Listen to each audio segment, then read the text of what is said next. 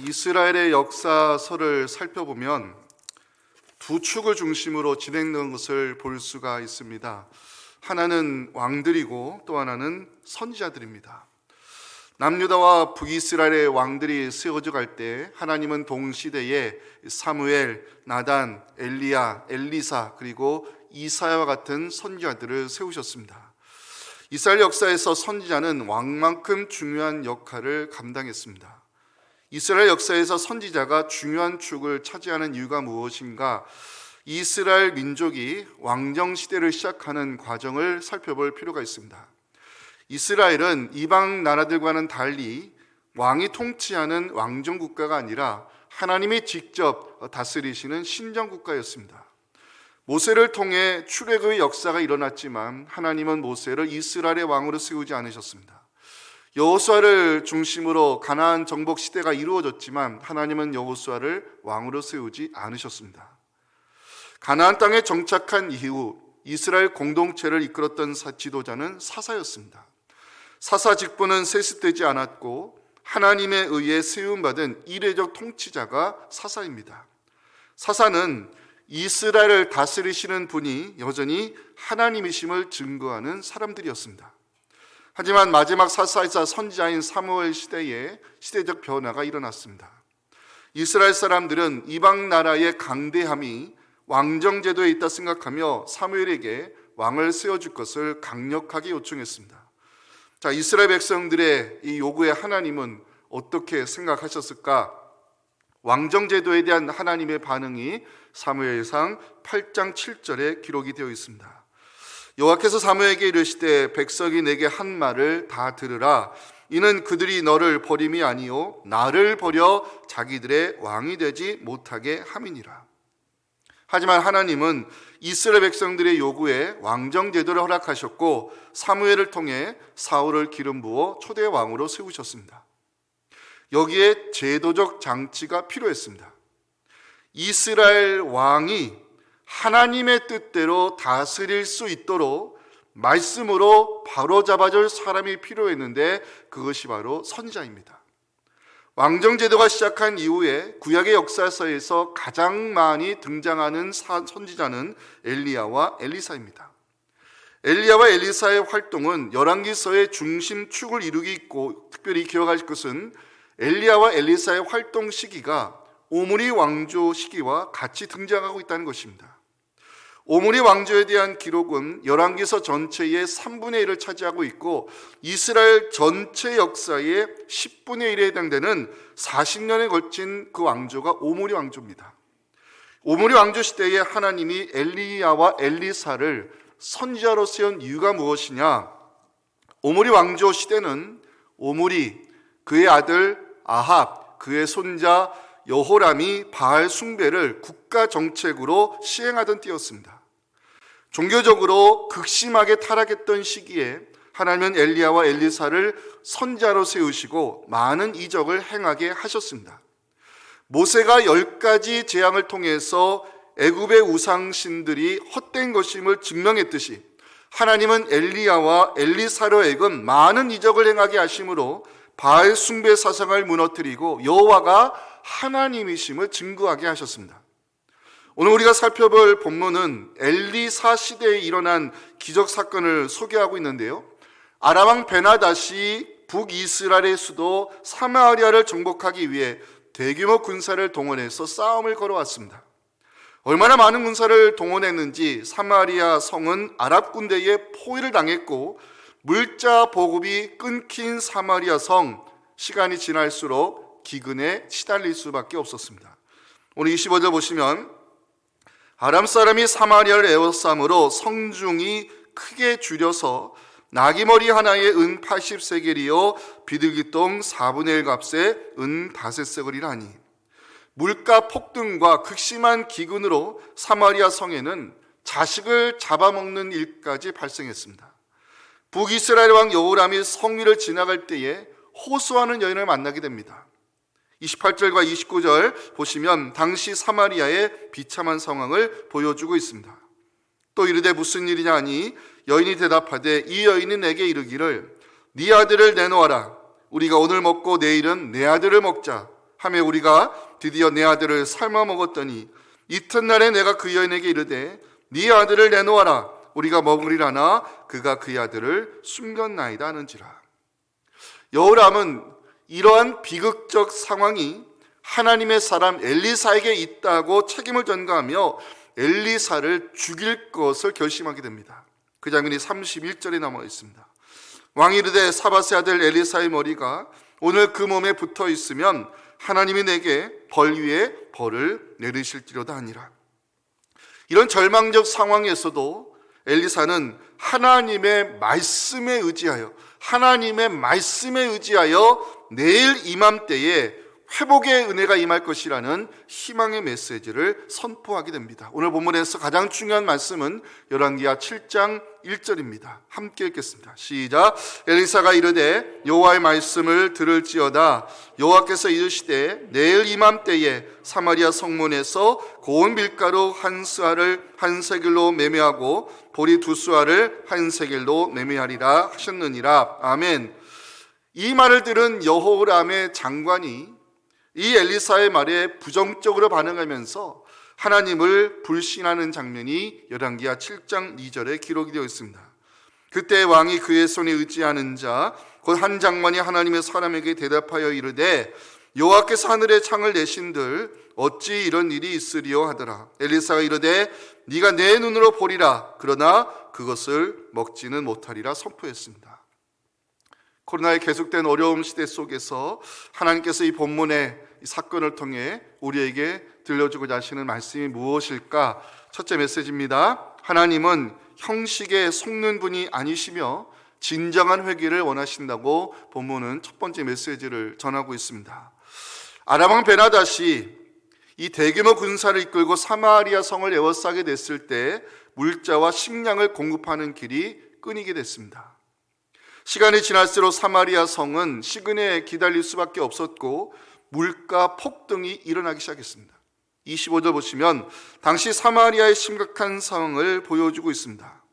아람 사람이 사마리아를 에워싸므로 성중이 크게 줄여서 나귀 머리 하나에 은 80세겔이요 비둘기똥 4분의 1 값에 은 5세겔이라. 자, 은 1세겔은 노동자의 4일 품삯에 해당하는 값어치입니다. 은 80세겔, 이 나귀 머리 하나가 은 80세겔이라는 것은 상상도 할 수 없는 높은 가격이라 말할 수 있습니다. 더군다나 레위기 11장 14절을 읽어보면 나귀는 부정한 동물로 간주가 되어가지고 율법적으로 먹을 수가 없었습니다. 더군다나 머리는 먹을 거리가 없는 부위입니다. 또 하나 비둘기 똥이라고 나오는데 한자어는 갑분태라고 합니다. 합분태. 이 비둘기 똥처럼 생긴 콩으로 여러분들이 이해하시면 되는데 콩 2분의 1리터가 은 5세겔이라는 것은 전쟁으로 인한 물가 폭등이 얼마나 심각한 수준에 이르는가를 보여주고 있습니다. 문제는 사마리아 사람들이 이 기근의 어려움을 견디지 못해서 자식을 잡아먹는 수준에까지 이르렀다는 사실입니다. 구약의 선지자들은 하나님께서 심판하심으로 자식을 잡아먹는 저주가 임할 것을 선포했습니다. 레위기 19장 9절에 보시면 그들이 그들의 원수와 그들의 생명을 찾는 자에게 둘러싸여 곤경에 빠질 때에 내가 그들이 그들의 아들의 살, 딸의 살을 먹게 하고 또 각기 친구의 살을 먹게 하리라 선포했습니다. 오늘 보면 28절, 29절을 여러분들이 눈으로 보시면 아들 잡아먹는 일로 싸움을 하고 있는 두 여인의 이야기가 등장하고 있습니다. 자, 북이스라엘 왕 여호람은 이러한 상황 속에서 어떤 반응을 보이고 있을까요? 첫째는 무능입니다. 27절 보시면 여호람이 자신의 무능을 선언하고 있습니다. 왕이 이르되 여호와께서 너를 돕지 아니하시면 내가 무엇으로 너를 도우랴? 타작마당으로 말미암아 하겠느냐? 포도주 틀로 말미암아 하겠느냐? 하나님이 돕지 아니하시는데 내가 할 수 있는 것이 아무것도 없다면서 여호람은 자신의 무능을 선언하고 있습니다. 두 번째는 형식적 회개입니다. 30절 보시면 왕이 그 여인의 말을 듣고 자기 옷을 찢으니라. 그가 성위로 지나갈 때에 백성이 본즉 그의 속살에 굵은 배를 입었더라. 굵은 배를 찾아봤습니다. 염소 털로 짠 거무칙칙한 친을 가리키는 표현입니다. 이스라엘 사람들은 초상을 당했거나 국가적 재난이 임했을 때 슬픔의 표시로 또 회개의 표시로 굵은 베옷을 입었다는 기록이 있습니다. 여호람이 진정 회개하는 마음으로 굵은 베옷을 입었을까요? 여호람은 사마리아 사람들을 의식하여 굵은 베옷을 입고 있을 뿐 회개할 마음이 없었습니다. 세 번째는 책임 전가입니다. 여호람이 굵은 베옷을 입은 것은 진정한 회개가 아니라는 것을 보여주는 말씀이 있습니다. 31절입니다. 왕이 이르되 사바스 아들 엘레사의 머리가 오늘 그 몸에 붙어 있으면 하나님이 내게 벌 위에 벌을 내리실지로다.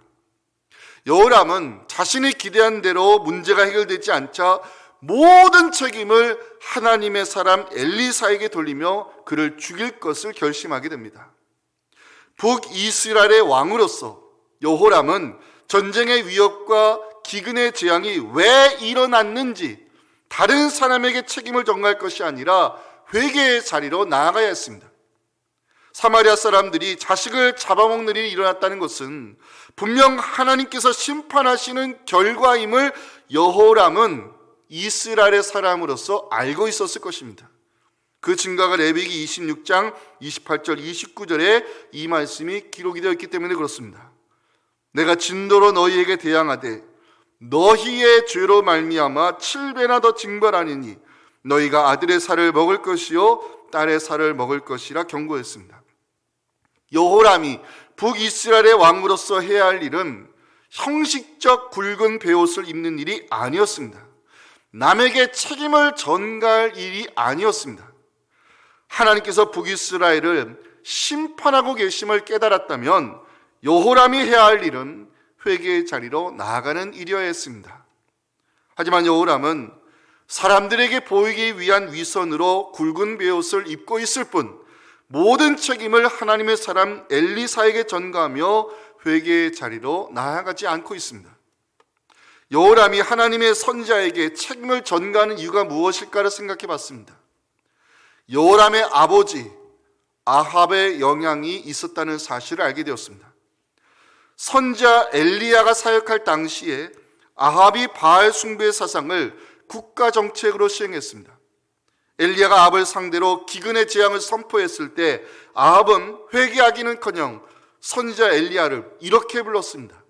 열왕기상 18장 17절 보시면 엘리야를 볼 때에 아합이 그에게 말합니다. 이스라엘을 괴롭게 하는 자여. 아합이 회개하지 아니하고 엘리야에게 재앙의 책임을 넘긴 것처럼 그 아들 여호람도 회개하기를 싫어하고 이 모든 책임을 하나님의 사람 엘리사에게 전가하는 비겁한 모습을 보여주고 있습니다. 네 번째, 이 여호람 왕의 반응은 포기였습니다. 여호람은 북이스라엘의 왕이자 지도자입니다. 지도자가 해야 할 일은 공동체를 바르게 이끄는 일이고 재앙이 일어났을 때 하나님과의 관계의 회복을 위해 온 백성을 이끌고 회개의 자리로 나아가야 했습니다. 하지만 여호람은 그렇게 하지 않았습니다. 여호람이 모든 것을 포기하고 절망을 선언하는 장면이 오늘 본문 33절에 기록이 되어 있습니다. 무리와 말을 할 때에 그 사자가 그에게 이르니라. 왕이 이르되 이 재앙이 여호와께로부터 나왔으니 어찌 더 여호와를 기다리리요. 재앙이 여호와께로부터 나왔다는 사실을 알았다면 여호람은 진정한 회개를 통해서 하나님의 관계 회복에 힘써야 됐지만 여호람은 모든 것을 포기하고 절망을 선언했습니다. 잘못된 지도자가 세워졌을 때 공동체가 얼마나 심각한 어려움에 빠지게 되는지 오므리 왕조가 보여주고 있습니다. 우리는 여호람을 보면서 중요한 메시지를 깨달아야 됩니다. 하나님은 형식에 속는 분이 아니시고 진정한 회개를 원하신다는 사실입니다. 회개 없이는 회복의 역사 일어나지 않는다는 메시지를 꼭 기억하시고 사순절 기간 회개의 자리에서 우리를 회복시키시는 하나님의 은혜를 경험할 수 있기를 주님의 이름으로 축원합니다. 두 번째 메시지가 오늘 설교의 결론입니다. 하나님의 사람은 어떤 상황에서도 희망의 메시지를 선포해야 한다는 사실입니다. 자, 열왕기하 7장은요 회복의 역사가 일어나는 기적을 소개하고 있는데, 열왕기하 7장이 어떻게 시작하는지 우리 1절 말씀을 함께 읽어보겠습니다. 시작. 엘리사가 이르되 여호와의 말씀을 들을지어다.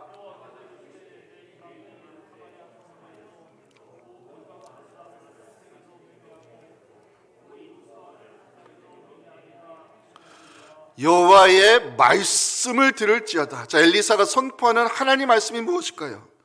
내일 이맘때에 회복의 역사가 임할 것이라고 선포하고 있습니다. 내일 이맘때에 회복의 역사가 일어날 것이라는 이 희망의 메시지를 엘리사가 전하고 있지만, 현실은, 상황은 그렇게 이야기하고 있지 않았습니다. 아람의 군대가 사마리아 성을 에워쌌습니다. 물자와 식량을 공급할 수 있는 길이 막혔습니다. 기근의 재앙이 심하여 물가 폭등이 일어났고, 심지어 자식을 잡아먹는 비극적 상황이 발생하고 있었습니다. 더군다나 북이스라엘의 왕은 회개하지 아니하고 선지자에게 책임을 전가하며 모든 것을 포기하는 절망을 선언하고 있습니다. 여호람의 장관도 엘리사의 말을 부정하면서 그런 일은 절대 일어나지 않을 것이라고 7장 2절에서 주장하고 있습니다. 그때 왕이 그의 손에 의지하는 자 곧 한 장관이 하나님의 사람에게 대답하여 이르되 여호와께서 하늘의 창을 내신들 어찌 이런 일이 있으리요 하더라. 엘리사가 이르되 네가 내 눈으로 보리라. 그러나 그것을 먹지는 못하리라 하니라. 현실의 상황은 절망을 선언하고 있었습니다. 부정적인 사람들이 안 될 것이라고 선포하고 있었습니다. 엘리사는 무엇을 근거로 희망의 메시지를 전하는 것일까요? 정말 내일 이맘때에 회복의 역사가 임할 수 있을까요? 첫째, 엘리사에게는 하나님이 하실 것이라는 믿음을 가지고 있었습니다. 엘리사가 희망의 메시지를 선포한 이후에 실제로 어떤 일이 일어났을까요? 사마리아의 나병 환자 4사람이 모여 의논하기 시작했습니다. 굶어 죽는 것이나 아람 군대의 칼에 죽는 것이나 죽는 것은 마찬가지니 차라리 우리가 아람 군대에 가서 항복하자. 그러면 아람 진영에서 어떤 결과가 나지 않을 것이냐. 이 사마리아 성의 4명의 나병 환자가 모여 의논하는 모습이 4절과 5절에 나와 있습니다. 만약 우리가 성읍으로 가자고 말한다면 성읍에는 굶주림이 있으니 우리가 거기서 죽을 것이요, 만약 우리가 여기서 머무르면 역시 우리가 죽을 것이라. 그런즉 우리가 가서 아람 군대에게 항복하자. 그들이 우리를 살려두면 살 것이요 우리를 죽이면 죽을 것이라 하고 아람 진으로 가려 하여 해질 무렵에 일어나 아람 진영 끝에 이르러서 본즉 그곳에 한 사람도 없었습니다. 가서 보니 아람 진영에는 한 사람도 없었습니다. 이러한 반전의 역사가 어떻게 일어난 것일까요? 열왕기하 7장 6절과 7절 말씀을 함께 읽겠습니다. 시작. 이는 주께서 아람 군대로 병거 소리와 말 소리와 큰 군대 소리를 듣게 하셨으므로 아람 사람이 서로 말하기를 이스라엘 왕이 우리를 치려하여 햇사람의 왕들과 애굽 왕들에게 값을 주고 그들을 우리에게 오게 하였다 하고 해질 무렵에 일어나서 도망하되 그 장막과 말과 나귀를 버리고 진영을 그대로 두고 목숨을 위하여 도망하였습니다. 6절과 7절에서 가장 중요한 단어는 주께서란 단어입니다. 주께서. 성경은 이러한 반전의 역사를 일으키신 분이 하나님이라고 증거하고 있습니다. 엘리사가 내일 이맘때에 회복의 역사가 일어날 것이라는 말씀을 선포한 이유가 여기에 있습니다. 엘리사에게는 하나님이 하실 것이라는 믿음을 가지고 있었다는 것입니다. 하나님이 하실 것이라는 믿음을 가지고 선포할 때 하나님의 역사하심을 경험하게 되었다는 사실, 구약의 많은 사건들이 증거하고 있습니다. 하나님이 하실 것이라는 믿음을 가지고 제사장인들이 발을 담갔을 때 요단강이 갈라졌다는 사실, 여호수아 3장 15절과 16절은 기록하고 있습니다. 요단의 곡식 거두는 시기에는 항상 언덕이 넘치더라. 궤를 맨 자들이 요단에 이르며 궤를 맨 제사장들의 발이 물가에 잠기자 곧 위에서부터 흘러내리는 물이 그쳐서 사레단에 가까운 매우 멀리 있는 아단 성읍 변두리에 일어나 한 곳에 쌓이고 아라바의 바다 여매로 향하여 흘러가는 물은 온전히 끊어지매 백성이 여리고 앞으로 나아갈 수 있었습니다. 하나님이 하실 것이라는 믿음을 가지고 이스라엘 백성들이 외쳤을 때 여리고 성은 무너졌다는 사실을 우리는 잘 알고 있습니다. 믿음의 사람은요, 상황을 보고 움직이는 것이 아니라 하나님이 하실 것이라는 믿음을 가지고 움직일 때 안 되는 상황을 되는 상황으로 바꿔주시는 반전의 역사가 여러분들의 삶의 현장에서 경험되어질 수 있기를 간절히 소망합니다. 우리도 엘리사의 믿음을 가지고 선포할 수 있어야 됩니다. 저를 따라하시면 좋겠습니다. 하나님이 하실 것입니다. 한 번 더요. 하나님이 하실 것입니다. 믿으시면 아멘 하시기 바랍니다. 이 믿음 가지고 희망을 선포하는 우리에게 하나님께서 반전의 역사 일어나게 하시기를 주님의 이름으로 축복합니다. 자, 두 번째, 엘리사는 말씀대로 이루시는 하나님을 믿었다는 것입니다. 엘리사가 내일 이맘때에 회복의 역사가 일어날 것을 선포했을 때 부정적인 반응을 보인 사람이 있었습니다. 2절 보실까요? 그때 왕이 그의 손에 의지하는 자 곧 한 장관이 하나님의 사람에게 대답하여 이르되 여호와께서 하늘에 창을 내신들 어찌 이런 일이 있으리요 하더라. 엘리사가 이르되 네가 내 눈으로 보리라 그러나 그것을 먹지는 못하리라 선포했습니다. 엘리사가 희망의 메시지를 전했을 때 여호람의 장관은 부정적으로 반응했습니다. 여호와께서 하늘에 창을 내신들 어찌 이런 일이 있으리요. 이 말은요, 하나님께서 노아 홍수 때처럼 하늘에 창들을 내시고 이 비 대신에 곡식을 소나기처럼 쏟아내신들 그런 일이 일어나겠느냐. 지금 비아냥거리고 있는 말로 이 여호람의 군대 장관이 이 부정적인 반응을 보이고 있습니다. 자, 하나님의 말씀에 절대 부정으로 반응은 여호람의 장관을 향해서 엘리사는 저주를 선포합니다. 2절 말씀만 보실까요? 네가 내 눈으로 보리라 그러나 그것을 먹지는 못할 것이다. 결과 어떻게 됐을까요? 나병 환자들이 아람 군대 진영이 완전히 텅 비었다는 기쁜 소식을 전했을 때 사마리아 사람들 아람의 진영으로 달려가기 시작했습니다. 16절 보실까요? 백성들이 나가서 아람 사람의 진영을 노략한지라 이에 고우 밀가루 한 스아에 한 세겔이 되고 보리 두 스아가 한 세겔이 되면서 여호와의 말씀이 그대로 이루어졌습니다. 엘리사가 희망의 메시지를 선포했을 때 말씀대로 이루어지는 기적이 일어났다는 것이 열왕기하 7장이 전하는 가장 중요한 메시지입니다. 자, 그러면 부정적인 반응을 보인 여호람의 장관은 어떻게 됐을까요? 19절 20절 보실까요? 그때 이 장관이 하나님의 사람에게 대답하여 이르되 여호와께서 하늘에 창을 내신들 어찌 일이 있으랴 하며 대답하기를 네가 내 눈으로 보리라 그러나 그것을 먹지는 못하리라 하였더니 그의 장관에게 그대로 이루어졌으니 곧 백성이 성문에서 그 장관을 발로 밟아 죽였습니다. 엘리사가 선포한 대로 여호람의 장관은 이 회복의 역사를 보기만 했을 뿐 그 은혜를 누리지 못하고 죽었습니다. 사랑하는 성도 여러분, 말에는 이루어지는 힘이 있다는 사실을 믿으시기 바랍니다. 상황은 절망을 선언해도 하나님의 사람은 하나님이 하실 것이라는 믿음을 가지고 희망의 메시지를 선포해야 되는 이유가 여기에 있습니다. 말에는 이루어지는 힘이 있다고 그랬습니다. 왜냐? 하나님은 우리의 말을 기도로 받으시기 때문입니다. 민수기 14장 28절 말씀 함께 읽겠습니다. 시작. 그들에게 이르기를 여호와의 말씀에 내 삶을 두고 맹세하노라 너희 말이 내 귀에 들린 대로 내가 너에게 행할 것이다. 성경을 말씀합니다. 열왕기하 7장은 사마리아 성에 일어난 기적의 역사, 회복의 역사, 반전의 사건을 기록하고 있습니다. 중요한 것은 열왕기하 7장은 희망의 메시지를 선포하며 시작하고 있다는 사실입니다. 저는 1절 말씀을 오늘 이 시간 마지막으로 여러분 한 번 더 읽겠기를 원합니다. 시작. 엘리사가 이르되 여호와의 말씀을 들을지어다. 여호와께서 이르시되 내일 이맘때에 사마리아 성에서 고운 밀가루 한 스아를 한 세겔로 매매하고 보리 두 스아를 한 세겔로 매매하리라 하셨느니라. 펜 갖고 계시면 내일 이맘때에 표시해 주세요. 내일 이맘때에.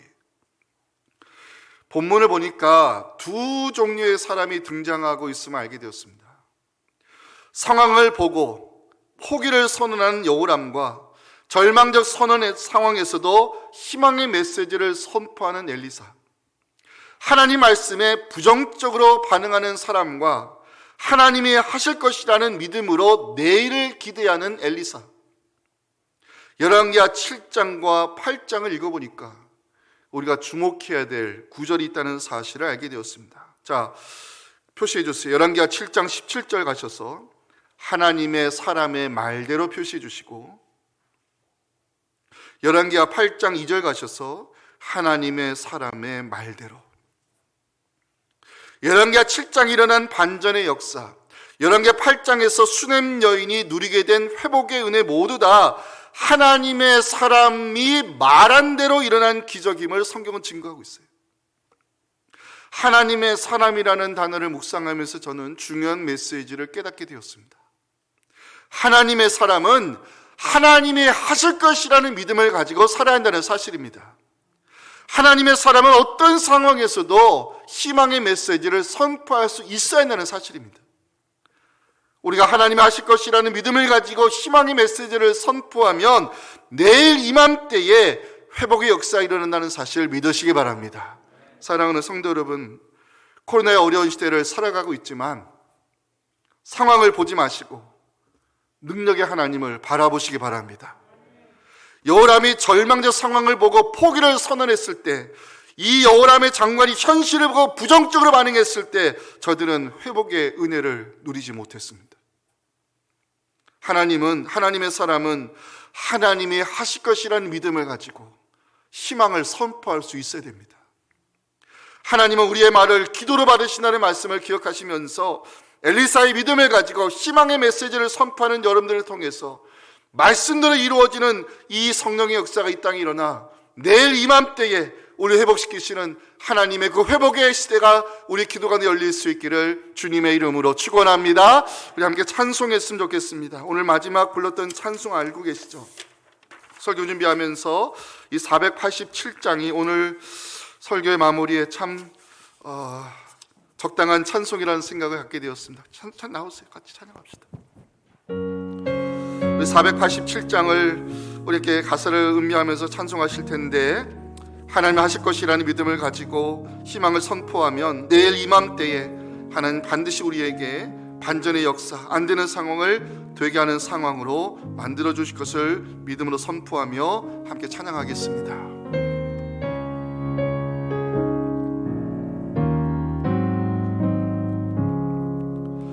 어두운 후에 빛이 오며 바람 분 후에 잔잔하고 소나기 후에 햇빛 나며 수고한 후에 쉼이 있네. 연약함 후에 강건하며 애통한 후에 위로받고 눈물 난 후에 웃음 있고 씨 뿌린 후에 추수하네. 괴로움 후에 평안 있고 슬퍼한 후에 기쁨 있고 멀어진 후에 가까우며 고독한 후에 친구 있네. 고생한 후에 기쁨 있고 아멘. 십자가 후에 영광 있고 죽음 온 후에 영생하니 이러한 도가 진리로나. 우리 같이 한번 우리 주신 말씀을 의지해 함께 기도했으면 좋겠습니다. 오늘 본문을 통해 하나님은 형식에 속는 분이 아니시고 진정한 회개를 원하신다고 본문의 메시지를 선포합니다. 우리가 굵은 베옷을 입었다고 해서 진정한 회개자로 세움받을 수 있을 것인가? 하나님은 또 우리의 마음 중심을 보시는 분이십니다. 특별히 사순절 기간은 우리의 믿음을 돌아보고 우리의 잘못된 것을 기도못에 바로잡는 회개의 시간이 바로 사순절입니다.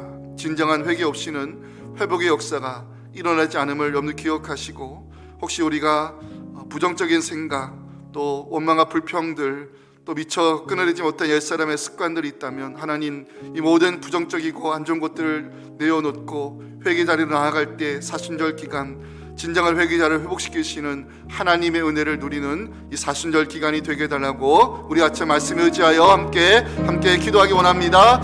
하나님 아버지 감사합니다. 오늘 저희들을 귀한 자리로 세우시고 오늘 주에게 필요한 말씀을 들려주신 하나님 감사를 드립니다. 하나님 사순절 기간 우리의 믿음을 돌아보기 원합니다. 하나님 혹시 우리가 굵은 배움만 입고 형식적 기도자의 모습으로 그치고 있지는 아니한지 우리를 진정한 회개자로 세워주셔서 하나님 원하시는 마음을 쫓는 그리고 참여하고 통회하는 마음으로 기도의 자리로 나아가 우리의 믿음을 바르게 세울 수 있도록 은혜 내려주시옵소서.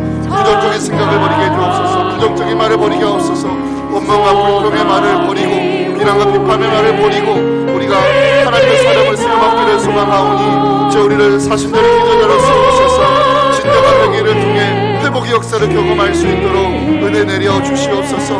하나님 사순절 기간 더 깊은 말씀의 묵상과 기도의 자로 나아가는 열심히 있기를 소망합니다. 하나님 말씀을 통해 우리의 믿음을 바로 세워주시옵시고 기도의 영성이 깊은 사람을 세우셔서 사순절 기간 진정한 회개자를 회복시키시는 하나님의 오늘의 모두 경험할 수 있도록 하나님 도와주시옵소서. 우리의 영성을 더하여 주시옵소서. 우리를 기도의 사람으로 세워 주시옵소서. 주님 함께하옵소서.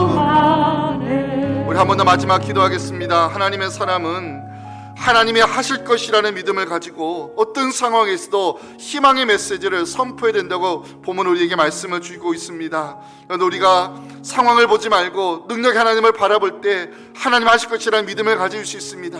그 믿음을 가지고 희망의 메시지를 선포할 때 내일 이맘때에 안 되는 상황을 되는 상황으로 바꿔주시는 반전의 역사, 기적의 역사, 회복의 시대가 열려서 하나님이 코로나의 종식을 보게 해주시고 정말 우리의 일상의 삶을 회복되게 도와주시옵시고 우리 교회가 교회단을 회복하는 믿음의 공동체로 세워질 수 있게 달라고 우리 아침은 주님 한번 외치며 함께 뜨겁게 마지막 기도하겠습니다.